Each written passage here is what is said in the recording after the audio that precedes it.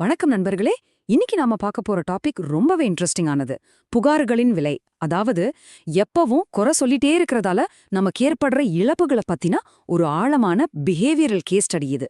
சிம்பிளா சொல்லணும்னா இது நன்றியுணர்வு பத்தின ஒரு சூப்பரான கேஸ் ஸ்டடி. சரி வாங்க நேரடியா இதுக்குள்ள போகலாம். கொஞ்சம் யோசிச்சு பாருங்க. இப்போ உங்க அன்றாட வாழ்க்கையில எந்த விஷயத்த நினைச்சு நீங்க ரொம்பவே சலிச்சுக்கிறீங்க? டிராஃபிக்ல மாட்டிட்டு ஆபீஸ் போறதா, இல்ல உங்க வேலையா? நாம பண்ற பெரிய தப்பு என்ன தெரியுமா? நம்ம கிட்ட இப்போ இருக்கிறத மதிக்காம எப்போதோ கிடைக்க போற ஒரு சந்தோஷத்துக்காக வெயிட் பண்றதுதான். இப்படிதான் நம்ம சந்தோஷத்தை நாமளே தள்ளி போட்டுக்கிட்டே இருக்கோம். இன்னைக்கு நாம என்னென்ன பார்க்க போறோம்னா, முதலாவது புகார்களின் விலை, அடுத்து ஒரு கிராமத்தோட கதை, அப்புறம் பொருள்களின் மேல நமக்கு இருக்கிற அதிருப்திய பத்தின ஒரு அனாலிசிஸ், கூடவே நம்ம வளர்ச்சிக்கான சில முக்கியமான இங்கிலீஷ் வார்த்தைகள், கடைசியா நம்ம பார்வைய மாற்ற ஒரு சின்ன பிராக்டிஸ். இதுதான் இன்னைக்கான நம்ம பிளான். சரி, பகுதிக்கு வருவோம். புகார்களின் விலை, அதாவது குறை சொல்றதால நமக்கு என்ன இழப்பு? இரண்டாவது பகுதி ஒரு கிராமத்தோட கதை. இது சூரியனையே சபித்த ஒரு கிராமம் எப்படி தங்களோட மிகப்பெரிய ஆசீர்வாதத்தை இழந்தாங்க அப்படிங்கறத பத்தின ஒரு கேஸ் ஸ்டடி. அந்த கிராமம் எப்படி இருந்துச்சுன்னு கொஞ்சம் இமேஜின் பண்ணி பாருங்க. செழிப்பான பள்ளத்தாக்கு, பொன்னான சூரிய ஒளி, கதகதப்பான நதிகள்னு எல்லாமே அவங்களுக்கு ஒரு வரமா அமைஞ்சிருந்தது. ஆனா அவங்களோட தொடர்ச்சியான புகார்களால என்னாச்சு தெரியுமா? அந்த இடமே முடிவில்லாத இருளாவும் உறைந்த பனியாவும் கருகிய பயிர்களாவும் மாறி ஒரு நரகமா போச்சு. சூடான வளமான ஒரு இடம் எப்படிப்பட்ட ஒரு இருட்டான நிலைக்கு தள்ளப்பட்டுச்சுன்னு நினைச்சு பாருங்க. ரொம்பவே ஷாக்கிங்கா இருக்குல்ல? இப்போ உங்ககிட்ட ஒரு நேரடியான கேள்வி கேக்குறேன். குடிக்க சுத்தமான தண்ணி கிடைச்சதுக்காகவோ இல்ல ராத்திரி நிம்மதியா தூங்க ஒரு படுக்கை இருந்ததற்காகவோ கடைசியா எப்ப நீங்க மனசார நன்றி சொன்னீங்க? கொஞ்சம் கஷ்டம்தான் இல்ல? ஒரு பெரிய காய்ச்சல் வந்து படுக்கையில விழற வரைக்கும் நம்ம ஆரோக்கியம் எவ்ளோ பெரிய ஆசீர்வாதம்னு நம்ம உணர்வதே இல்ல, கரெக்டா? இந்த மாதிரி அடிப்படை தேவைகளை நாம ரொம்பவே சாதாரணமா எடுத்துக்கிறோம். அடுத்து மூன்றாவது பகுதிக்கு வருவோம். அதிருப்தி பகுப்பாய்வு, அதாவது மனிதர்களாகிய நம்மோட இயல்பு எவ்வளவு விசித்திரமானதுன்னு இப்ப பார்க்கலாம். அந்த கிராமத்துல இருந்த ஒருத்தர் சொன்னாராம், நான் மலையில ஏறி நடக்கும்போது இந்த வெயில் என்ன ரொம்ப வியர்க்க வைக்குது அப்படின்னு. இப்போ இந்த வரிய அப்படியே நம்ம வாழ்க்கை கூட கம்பேர் பண்ணி பாருங்க. டிராஃபிக்ல மாட்டிட்டு கஷ்டப்படுறோம், ஆஃபீஸ்ல வேலை அதிகமா இருக்குன்னு நாம இன்னைக்கு சொல்ற புகார்களும் இதுவும் ஒண்ணுதான். எவ்வளோ வருஷம் ஆனாலும் இந்த மனிதர்களோட அதிருப்தி மனப்பான்மை மட்டும் மாறவே இல்ல, பாத்தீங்களா? சரி, இப்போ இந்த 99 அப்படிங்கிற நம்பர் ஏன் இங்க இருக்குன்னு நீங்க யோசிக்கலாம். இதுதான் மாடர்ன் கல்ச்சர்ல சொல்ற 99 கிளப். அதாவது ஒருத்தர்கிட்ட 99 தங்க நாணயங்கள் இருக்குன்னு வச்சுப்போம். ஆனா அவங்க அந்த 99 நாணயங்களை நினைச்சு சந்தோஷப்படாம தங்கிட்ட இல்லாத அந்த ஒரு நாணயத்தை நினைச்சே தான் வாழ்நாள் முழுக்க அழுதுகிட்டே இருப்பாங்க. இது நம்மள பல பேருக்கும் ரொம்பவே கனெக்ட் ஆகும் இல்லையா? நம்மகிட்ட இல்லாத அந்த 1% குறைய மட்டுமே நம்ம கூர்ந்து பார்க்கும்போது நம்மகிட்ட ஏற்கனவே நிறைஞ்சிருக்கிற 99% செல்வங்கள் நம்ம கண்ணுக்கு தெரியாமலேயே போயிடுது. அந்த கிராமத்து மக்களும் இதேதான் பண்ணாங்க.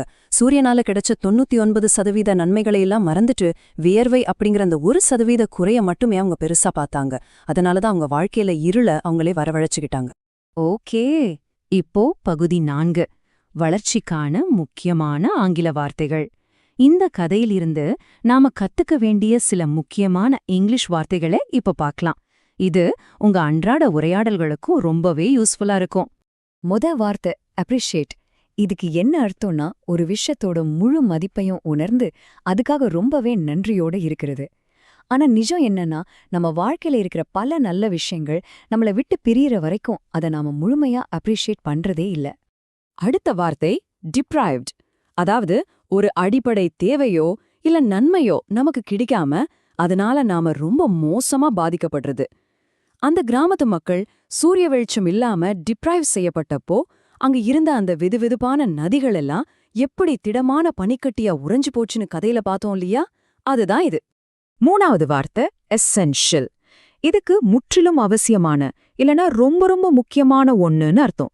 எப்ப பார்த்தாலும் குறை சொல்லிட்டே இருந்த அந்த கிராமத்து மக்கள் தங்களோட உயிர் வாழ்றதுக்கே அந்த சூரியன் எவ்ளோ எசென்ஷியல் அப்படிங்கறத முற்றிலும் மறந்துட்டாங்க.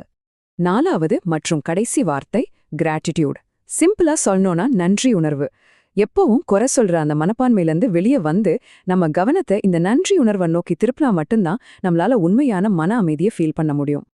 இப்போ நாம கடைசி பகுதிக்கு வந்துட்டோம். பகுதி 5, பார்வையை மாற்றுதல், அதாவது தி பெர்ஸ்பெக்டிவ் ஷிஃப்ட் ருட்டீன். இப்போ உங்க வாழ்க்கையில நீங்க குறை சொல்ற அந்த சூரியன் எது? உங்களோட முழு நேரத்தையும் உறிஞ்சுற அந்த வேலையா? இல்ல எப்பவும் சத்தமா இருக்கிற உங்க வீடா? இந்த கேள்விகளை அப்படியே உங்களோட கிராட்டிடியூட் ஜர்னல்ல எழுதிக்கோங்க. கொஞ்சம் ஆழமா யோசிச்சு பாருங்க. நீங்க சொல்ற அந்த சத்தமான வீடு அப்படிங்கிறது உங்கள உயிர்லிக்கிற குழந்தைங்க நிறைஞ்ச ஒரு அழகான குடும்பத்தோட ஆசீர்வாதம் இல்லையா? உங்கள சோர்வடைய செய்யற அந்த வேலை தான் உங்க குடும்பத்தோட பசிய போக்குது இல்லையா? இதை எப்படி பிராக்டிகலா பண்றதுன்னு நீங்க கேட்கலாம். குறை சொல்றத நிறுத்திட்டு மனநிறைவை கொண்டு வர இதோ 3 சிம்பிளான காலை பழக்கங்கள். 1. உங்க அன்றாட வாழ்க்கையில மறைஞ்சிருக்கிற ஒரு அற்புதத்தை அடையாளம் கண்டுபிடிங்க. 2. உங்ககிட்ட இல்லாதத பத்தி யோசிக்கிறத விட்டுட்டு உங்ககிட்ட ஏற்கனவே இருக்கிற செல்வத்தின் மேல உங்க கவனத்தை திருப்புங்க. 3. உங்களுக்கு தினமும் கிடைக்கிற ஒரு அடிப்படை தேவைக்காக மனசார ஒரு நன்றி சொல்லுங்க. நாம இந்த தேடலோட முடிவுக்கு வந்துட்டோம்.